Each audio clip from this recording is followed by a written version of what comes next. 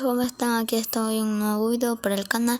Pues si les ha pasado el método del WhatsApp que no tiene ninguna notificación cuando te escriben o te llaman, pues te voy a enseñar la solución.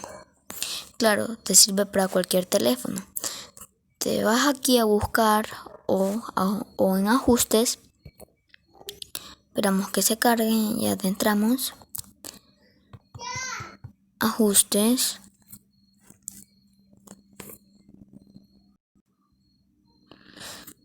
De ahí nos adentramos acá, aplicación.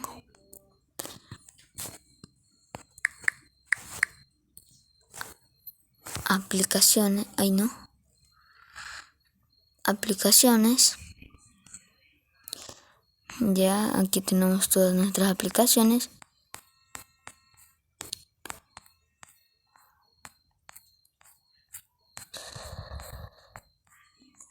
Nos vamos aquí al WhatsApp.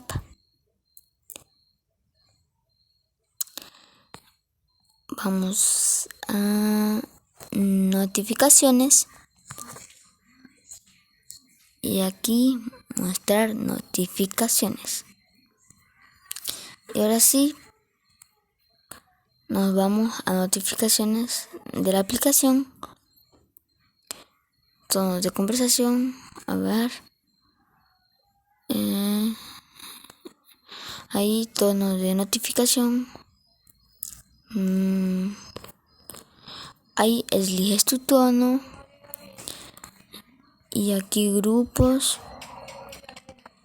Ahí eliges tu tono. Y pues eso sería nada más.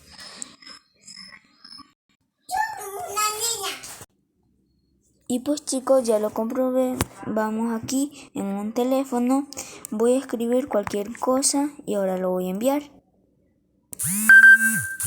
Y te aparece aquí el sonido y vibrando.